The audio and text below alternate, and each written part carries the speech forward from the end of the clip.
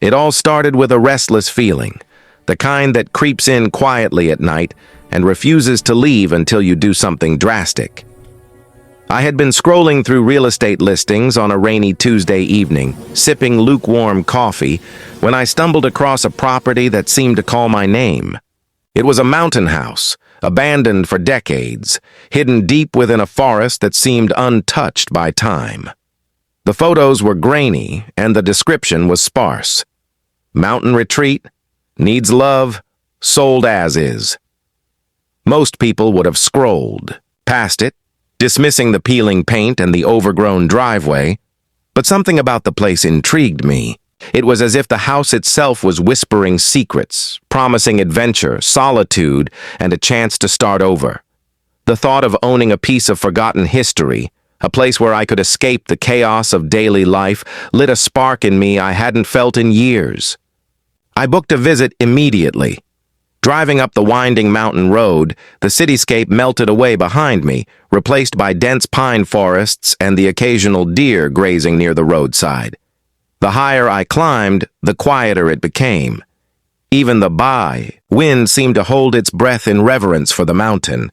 I parked at the base of the driveway, now barely recognizable through the thickets of brambles and ivy, and approached the house. Its exterior was a patchwork of faded wood and rusted metal, with windows staring blankly like eyes long closed. Yet, despite the decay, there was an undeniable charm, an aura that suggested the house had once been loved fiercely and perhaps still held a heartbeat waiting for someone to awaken it. The door creaked ominously as I pushed it open, sending a cascade of dust motes dancing in the thin shafts of sunlight that pierced the broken shutters. Inside, the air was stale, carrying the scent of damp wood and forgotten memories. Each room I entered told a story. A chair tipped over as if its occupant had left in a hurry, wallpaper curling from the walls like peeling pages of a diary, and a fireplace blackened with years of unclaimed warmth. I imagined the lives that had passed through these rooms, the laughter, the arguments, the quiet nights spent staring out at the mountains. I could almost hear echoes of their existence if I listened closely enough. The real challenge, I realized, wasn't just the renovation. It was the weight of history. This house had been abandoned for so long that nature had begun reclaiming it. Vines snaked through the windows, and the floors groaned underfoot, warning me that each step required caution. Yet every challenge only fueled my excitement. I pictured opening the windows to let the fresh mountain air sweep through the rooms, painting walls in warm, inviting colors, and transforming the place into a sanctuary where friends could gather and stories could unfold. I made the decision then and there. I would buy this house, and I would breathe life back into it. The paperwork was surprisingly straightforward, a stark contrast to the complexity of the house itself. As I signed the final documents, a mixture of thrill and apprehension coursed through me. I knew that buying an abandoned house meant more than just owning property. It meant accepting a responsibility to uncover its secrets, to confront whatever shadows lingered in its corners. I drove back down the mountain that evening with a sense of anticipation, already planning the renovations, imagining the house's new life, unaware that the greatest surprise was yet to come. Weeks passed as I organized materials and scheduled contractors. Every phone call, every delivery, every planning session was a step closer to realizing my dream. But the mountain had its own rhythm, and the house seemed to hum with an energy I couldn't fully understand. Locals spoke in hushed tones about the property, mentioning that it had been empty for years, that no one had lived there since the original owners mysteriously disappeared. I brushed off the stories, attributing them to mountain lore, the kind of exaggerated tales told to tourists. Yet, a small knot of unease began to form in my stomach. Finally, the day came to visit the house with a few friends who had agreed to help me with the initial cleanup. Driving up the familiar, winding road, I felt a strange mixture of excitement and dread. As we approached, I noticed something odd. Smoke rose from the chimney, My pulse quickened. I had imagined the house standing empty, silent, waiting for me. But here was a sign of life. Someone was living there. My friends exchanged nervous glances. I told myself it had to be a squatter or someone using the place temporarily, perhaps hikers seeking shelter. Still, I felt a chill run down my spine. We reached the front door cautiously, calling out a greeting, expecting no answer.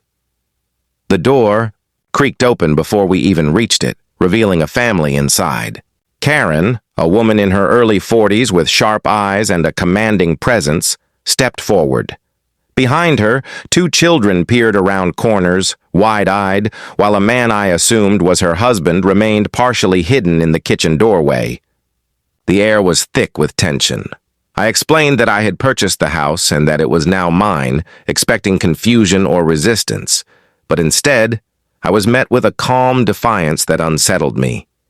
Karen's voice was steady, almost rehearsed. She claimed they had lived here for months, seeking refuge from something. She didn't elaborate, and I didn't press. That encounter left me both frustrated and fascinated. The house, my sanctuary, was now a stage for an unexpected drama. I couldn't evict them immediately. It was illegal and morally complicated. And yet, a part of me was intrigued by their story. Who were they? Why had they chosen this abandoned mountain house? And why did Karen seem so certain that they belonged there as much as I did? I knew I would need to navigate this delicate situation carefully, balancing my rights as the owner with the human element that had suddenly become inseparable from the house itself. Over the following days, I visited the house regularly, observing from a distance at first, trying to understand the dynamics of Karen's family. They had made themselves comfortable in ways that suggested both survival instincts and creativity. Patched windows with mismatched boards, improvised furniture, and a small vegetable garden tucked behind the back porch. Their presence complicated my plans, but it also added a strange vitality to the house. For the first time in decades, it felt alive. Every creak of the floorboards, every shadow cast by the setting sun, every laugh of the children reminded me that a house is more than walls and a roof. It is inhabited by life, stories, and sometimes unexpected connections. As I sat on the ridge overlooking the mountain valley one evening, I reflected on the events that had brought me here. I realized that this house was no longer just a renovation project. It was a story waiting to unfold, one in which I had unknowingly stepped into a narrative already in motion. Karen's family was a puzzle, a living thread intertwined with the history and future of the abandoned mountain house. And I, the supposed owner, was no longer just a visitor or a renovator. I was a participant in a tale far more complex and compelling than I had ever anticipated. The sun dipped below the horizon, casting a warm, orange glow across the peaks, and I made a silent promise to myself. I would uncover the secrets of this house. I would navigate the delicate balance between ownership and empathy. And, above all, I would ensure that whatever happened next, this story would be told, not just for me, but for everyone who stumbled across the magic hidden in the forgotten corners of the world. As I turned to leave, my phone buzzed with a message from one of my friends who had helped scout the house. "You might want to see this." Something moved inside while we were there. A shiver ran down my spine. This was no longer just a renovation. This was the beginning of an adventure that would change everything I thought I knew about life, property, and the mysterious ways our paths intersect with others. And so, with the mountain wind whispering secrets through the trees and Karen's family still living inside, I stepped into the unknown, ready to face whatever the abandoned house and its unexpected inhabitants had in store. The following morning, I woke before dawn, my mind buzzing with thoughts of Karen's family and the mysterious presence in the house. Sleep had been restless.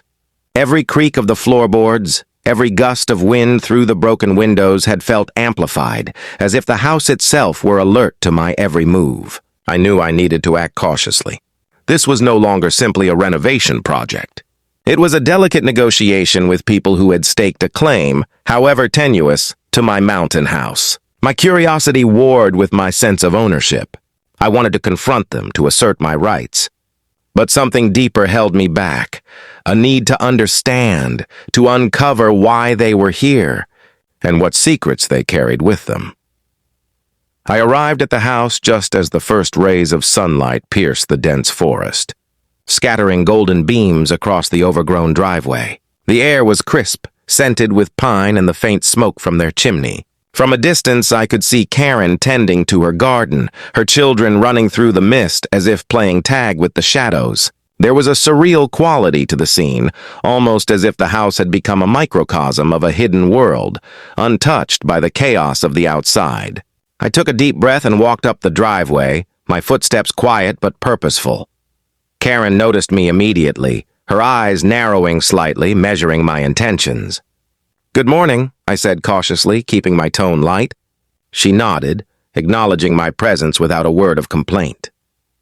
Over the next few hours, I attempted small talk, trying to gauge their reaction to my presence. The children were shy, peeking from behind corners or darting past me with mischievous glances, while Karen's husband, a tall, stoic man, remained in the background, observing silently. It was clear they were wary, but not hostile, a balance that left me feeling both frustrated and intrigued. I decided to start with small gestures. I brought over some supplies, a toolbox, fresh paint, cleaning materials, and offered to help with the garden. Karen watched me carefully, her expression unreadable. Slowly, over days, a fragile truce began to form. They allowed me into parts of the house to clean and make minor repairs, though I noticed certain rooms remained off-limits, locked or shrouded in shadow. I respected their boundaries, sensing that pressing too hard might break the tentative trust we were building. Every interaction, every shared task, revealed hints of a life lived on the edge of survival. Karen was resourceful, her husband quiet but observant, and the children seemed to possess an uncanny resilience, a sense that they had adapted to circumstances far beyond their years.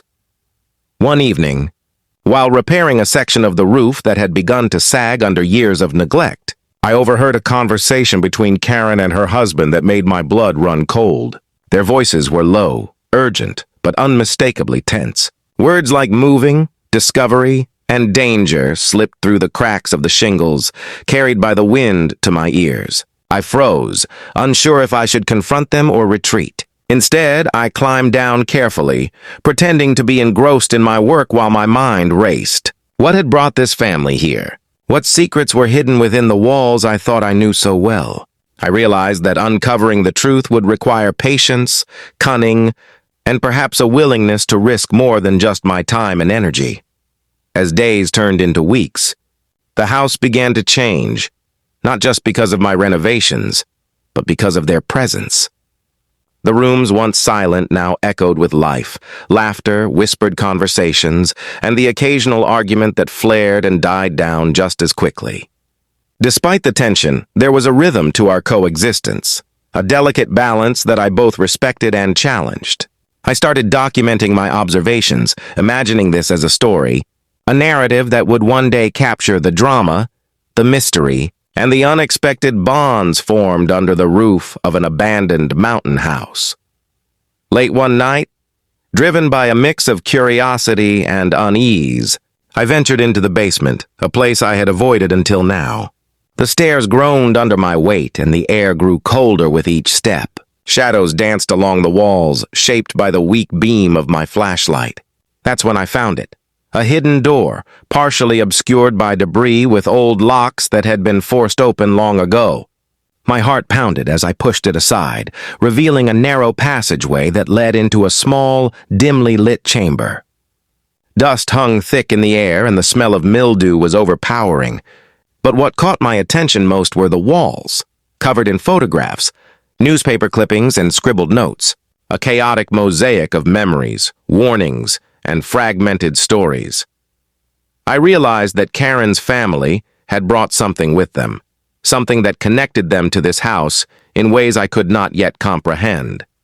Among the clippings were articles about disappearances, local legends, and cryptic warnings about trespassers in the mountain region. Some of the photos depicted the house decades earlier, occupied by families whose faces were now strangers, yet eerily familiar in composition. I felt a shiver crawl up my spine. The house was not just abandoned. It had been a stage for stories, secrets, and events that seemed to stretch across generations. And now I was entangled in that narrative alongside Karen and her family. The next day, I confronted Karen, choosing my words carefully. "There's more to this house than I realized," I began, watching her reaction closely. Her eyes flickered, a mixture of fear and resignation passing over her face. "Yes," she said finally, her voice steady but low. "And some things are not ready to be revealed yet." I nodded, understanding that patience was necessary. Forcing answers would only drive them away or escalate tensions. I resolved to continue my renovations, all the while observing, learning, and waiting for the right moment to uncover the deeper truths that seemed hidden in every corner of the house. Weeks later, a strange incident occurred that heightened the sense of suspense. I had been painting the exterior when I noticed shadows moving inside the house, even though the family was supposed to be away in town. Windows rattled as if shaken by unseen hands, and faint whispers carried on the wind. I called out, expecting someone to respond, but only silence answered me. Fear mixed with fascination. Was it the house reacting to my presence, or were there others inside, entities I could not yet comprehend? My logical mind struggled to find explanations. But deep down, I felt the pull of something larger, something that defied easy understanding. That night, I sat on the porch watching the stars glimmer above the mountains and reflected on the events so far. The house, once a canvas for my dreams, had become a living, breathing puzzle. Karen's family was no longer just a complication. They were a guide, a key, perhaps even a warning. I realized that this story, the story of the abandoned mountain house, its secrets, and the people who now lived within, was bigger than any renovation project, bigger than any financial investment. It was a journey into mystery, human resilience, and the uncharted territories where ownership, morality, and survival intersect. I resolved to continue documenting every encounter, every clue, every strange phenomenon. This was no longer about reclaiming a property. It was about understanding the forces at play, respecting the lives intertwined with mine, and preparing for the inevitable revelations that would challenge everything I thought I knew. Karen's family, the shadows in the house, the hidden room in the basement, all of it was part of a narrative I was only beginning to comprehend. And as the mountain wind whispered through the trees, carrying echoes of forgotten voices, I felt an unshakable certainty. The most extraordinary part of this story was yet to come. With that thought, I closed my notebook, the pages filled with observations and unanswered questions, and looked toward the darkened silhouette of the house. Tomorrow would bring new discoveries, new tensions, and perhaps the first real step toward uncovering the secrets that Karen's family had hidden, and the mysteries the house itself had kept for decades. And I knew that when those revelations came, they would change everything. The weeks following my discovery in the basement had transformed the abandoned mountain house into a place teeming with tension and mystery. Every creak, every shadow, every whispered conversation carried weight now. I found myself walking a fine line between curiosity and caution, drawn deeper into a story I had not anticipated when I purchased the property. Karen's family remained an enigma, their presence both unsettling and fascinating.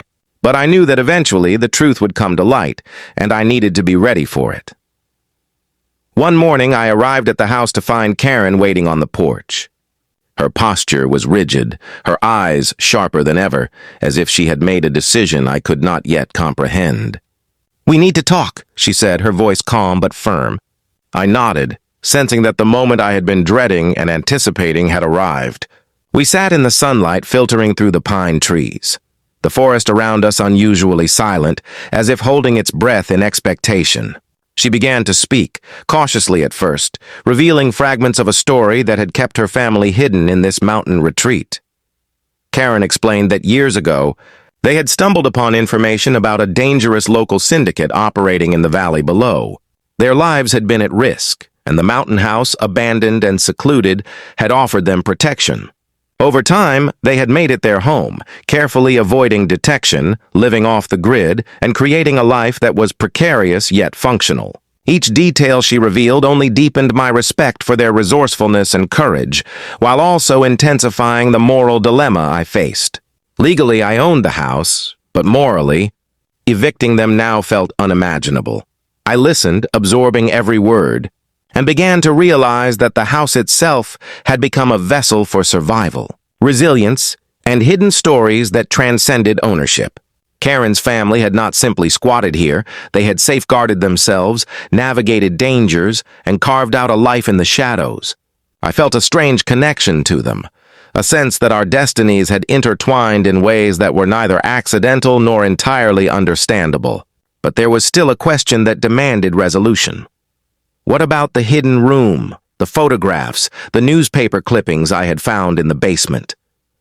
Karen hesitated, then nodded, signaling that it was time to reveal the final piece of the puzzle.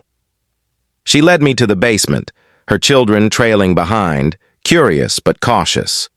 As the door creaked open, the room that had seemed chaotic before now took on a new meaning. The photographs and clippings were organized, telling a story of surveillance, investigation, and careful planning. Karen explained that they had been tracking the syndicate for months, documenting evidence in case authorities could one day act. The house had served as their fortress, a place where they could operate with safety and discretion. The mystery of the shadows and whispers suddenly made sense. They were measures of vigilance, signs that their vigilance had never wavered, even as I arrived on the scene unexpectedly.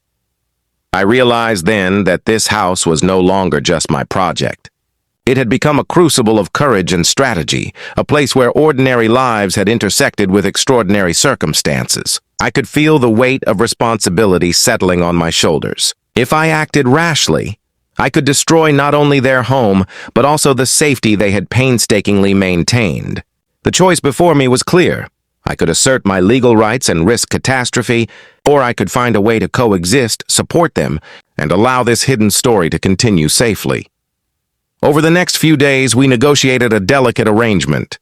I offered to assist with renovations, bringing in resources and expertise, while respecting their living space and the secrets they guarded. In return, Karen shared what she could, explaining patterns, routines, and precautions they had developed over time.